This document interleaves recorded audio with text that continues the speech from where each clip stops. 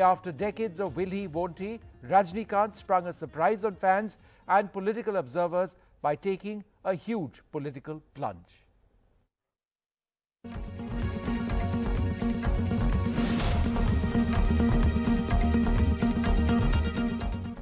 இப்போ இல்லைன்னா எப்பவும் இல்லை மாத்துவோம் எல்லாத்தையும் மாத்துவோம்.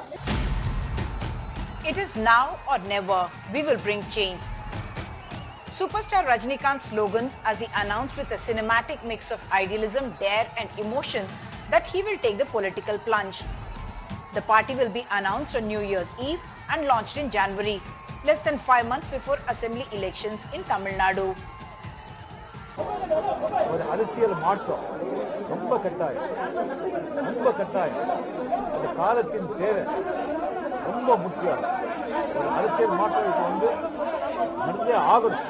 கடினமா நம்ம வேலை செஞ்சு என்னால் எவ்வளவு என்ன முடியுமோ அது இது பண்ணி முயற்சி பண்ணி நான் இந்த நடக்கிற இந்த பாதையில வெற்றி அடைவேன் அப்படிங்கிற நம்பிக்கை எனக்கு இருக்கு.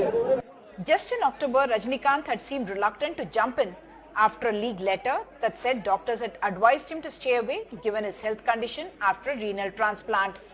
Today he said he was ready to sacrifice his life for the sake of Tamil people. இப்போ அவங்களுக்காக என் உயிரே போனா கூட என்னை விட சந்தோஷப்படுவேன் வேற யாருமே கிடையாது. What Rajinikanth is attempting to do has political precedent in the south of this country.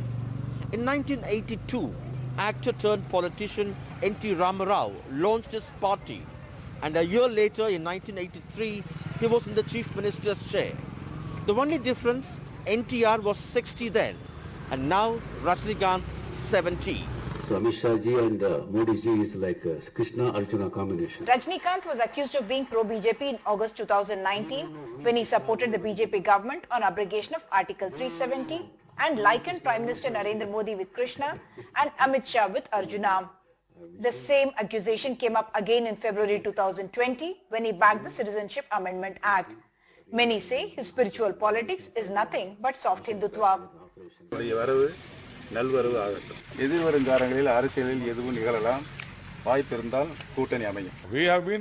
His views are very similar to our views.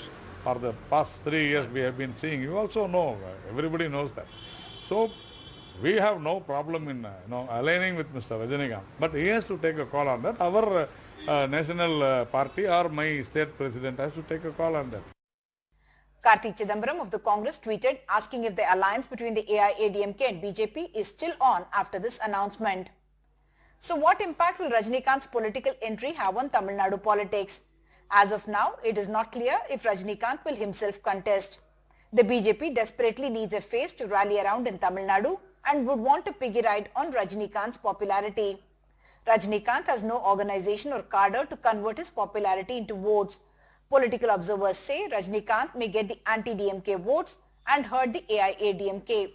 Historically, Tamil Nadu has always chosen between the AIADMK and the DMK, but this is the first time they both are going without their stalwarts J. Jayalalitha and M. Karunanidhi.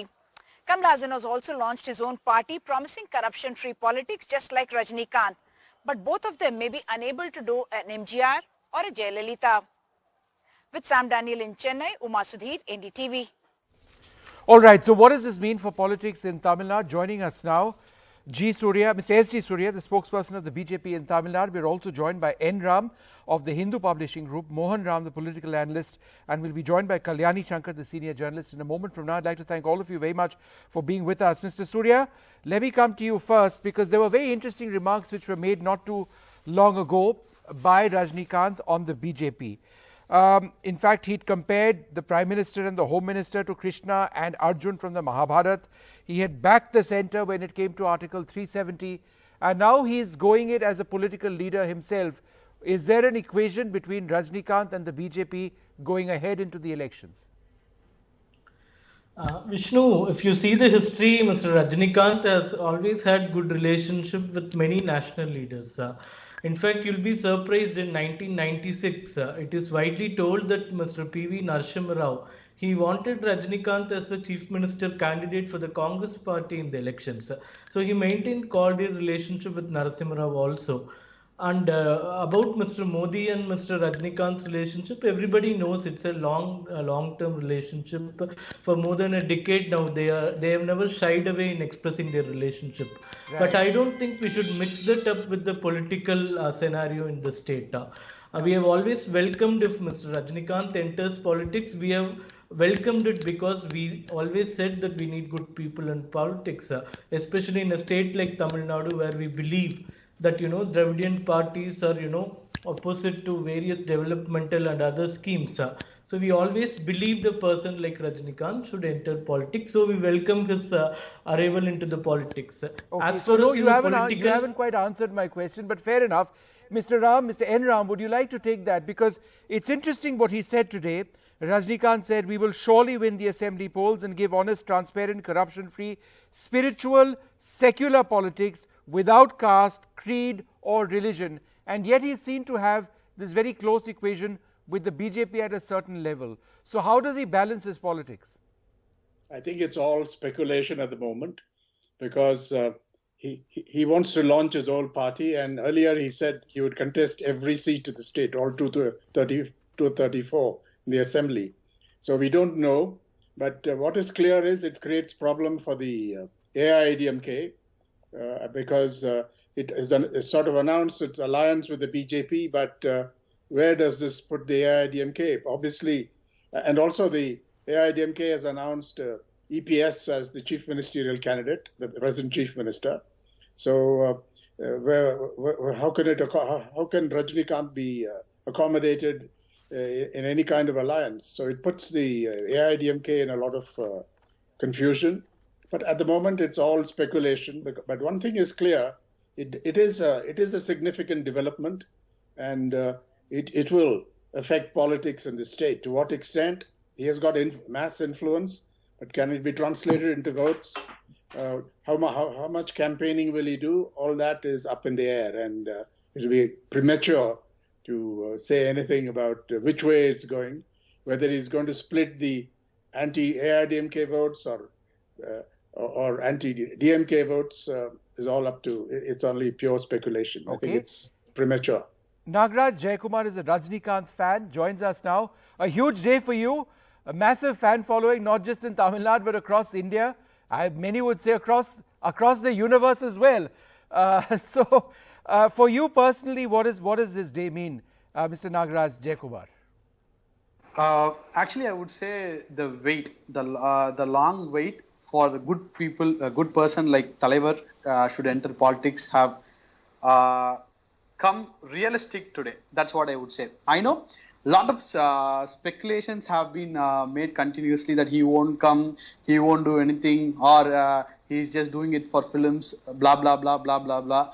But for every speculations that have been raised, he has given an answer by his move. That is, he's launching the party very soon, December 31st in 2017. What and all words he gave, he has kept that words today, and he's entering and starting his political journey from December 31st. Actually, he has started his political journey long back, but he's starting the political party on time, on dot. All right. Mohan Ram, one of the issues will be his health. He's had a kidney transplant. He's spoken about this. In fact, in October, he tweeted, I think, he went on social media to clarify reports on his health. He said he was in two minds about taking the plunge. In this COVID situation, his doctors have said that, look, you can't do it, you shouldn't do it, and yet he has. So it's going to be it's going to be at one level dangerous. He's a senior citizen. On the other hand, it's something that he still wanted to go ahead and do. So that's interesting, isn't it? It is. In fact, Mr. Ram is much more aware of the political angle, the repercussions, etc. And you have a Talaivar fan, as he himself described himself, or as you described it. I would like to approach this purely as a personal friend, a colleague of Mr. Rajnikant. Whatever he does, I would like him to look after his health and ensure that whatever he does has no impact on his health. Now, if that is a proviso, which I'm sure is both his family and his medical team would be insisting upon, then, as Mr. Ram rightly pointed out, the degree of participation in active electoral politics becomes a matter of speculation as on date. How much will he participate? Now, he could very well turn around and say, possibility that I am not a chief minister candidate. I don't want to be chief minister. My health doesn't permit it. My profession doesn't permit it. However, I'd like to ensure that there is what he calls spiritual secular politics. Now, many people have raised questions on this word spiritual politics, but for somebody who's been in Tamil Nadu in the thick of it from the 1960s, we all know that there is one huge section which believes in rationalist thought. A rationalist thought which does not necessarily mean there is God, etc. The other is, now we have the BJP which talks about Hinduism. So where does he stand? We have so many other parties which are either religion based or... So Mr. Mohan Ram, where does he stand? Where does he stand? Rajini probably is trying to provide a, if I may say so, theistic alternate to the DMK. Let's put it like that. In the sense, theism is not confined to Hinduism. Right. If you are a Christian, you believe in God. If you are a Muslim, you believe in God. If you are a Sikh, you believe in God. Every religion, if you are a person who follows a particular religion, you believe in God. Right. The God can be called Krishna, Christ, Allah. Right. So the point you're making is? He is offering to the rationalistic politics, he is offering an alternate which is a spiritual politics. Okay. All right. Okay. The balance of the spiritual and the rational. I take your point. Kalyani Shankar, let me come to you next. Tamil Nadu has always been swayed by incredible, huge personalities in politics.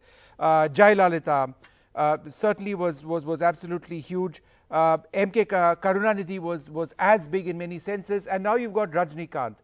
Is this going forward the way that politics in Tamil Nadu will continue, the sway of mega superstars? Well, you see, entire South, film always had an effect on people. So you look at Andhra Pradesh or Tamil Nadu or Kerala, even Karnataka. So film stars had. But at the same time, I wouldn't say that all those who had come from the film world to the politics, they've succeeded. There is a case of Shivaji Ganesan, who ultimately only ended up as a Congress MP. Beyond that, he couldn't go forward. So there are so many others who become MPs from Tamil Nadu.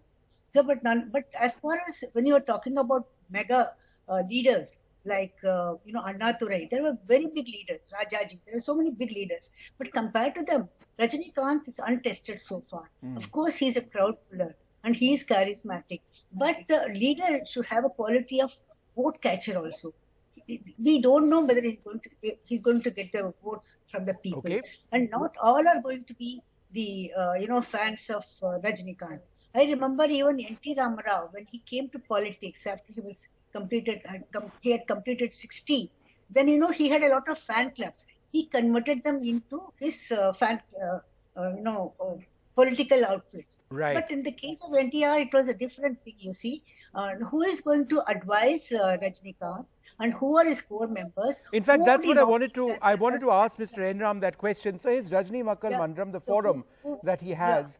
Mr. Enram, how robust is the forum itself? Do you believe the forum, he has the support, the mechanisms which a political party actually needs to have just a few months ahead of the elections? I don't know if it's enough. They are all untested, as has just been suggested, but it is a substantial infrastructure for him. Without it, he couldn't have even dreamed about this. So there is that. And an interesting development is the man who the other day was the head of the BJP's intellectual cell in Tamil Nadu, Mr. Arjuna Murthy, has now been taken in. He's joined. Whether it's defection or something else, who knows?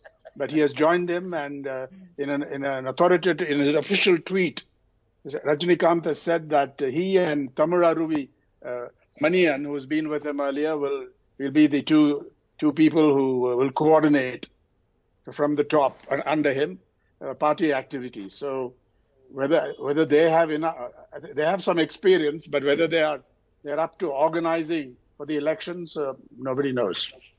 All right. Well, let's see what happens. Does he have the firepower to take this forward? Many would say yes, absolutely.